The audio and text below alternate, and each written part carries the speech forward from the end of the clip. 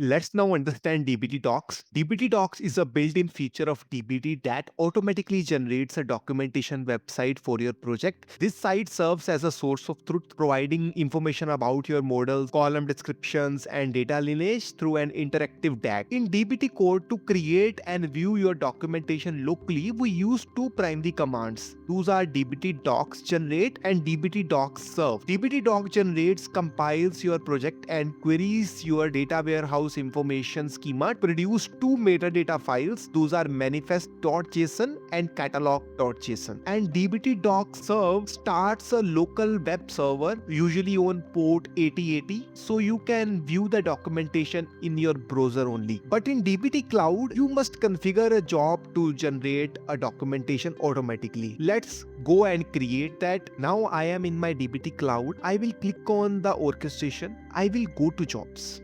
Okay, and I will go to my production job which we had just created as the project. This one, YouTube DBT models run, and then I will go to the settings. Okay, here I can see the settings and I will edit it. And once you go down, you can see there is an option called generate documentation on run. Right? If you disable it, you will not be able to see the documentations. But if you had enabled it, then DBT Cloud will automatically generate the documentation on your behalf. Okay, you should have the option as enabled, and then you can click on save.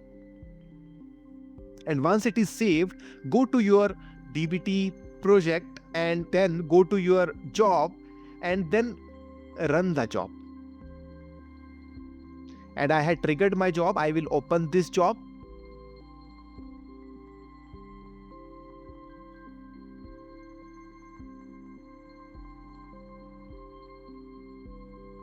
And see guys, at last you can see that it had invoked the generation of documentation, and if I click on this one, you can see it had generated documentation based on these things, and all these 7 things are passed. Right? Let me show you the manifest and catalog files as well. As I just told you that in DBT core we get these 2 files. Same way here in DBT Cloud, if you go to artifacts, you will see these 2 files as well. First is catalog.json here, and second you can see this manifest.json. Okay, and if you want to view the documentation from here only, you can just click on this view documentation and you will be redirected to the documentation site, and you can quickly view the complete documentation which DBT Cloud had generated on your behalf. With that said, we had completed the full-fledged DBT Cloud tutorial. I hope you really enjoyed the video. Do consider subscribing to my channel. Happy learning. Have a nice day.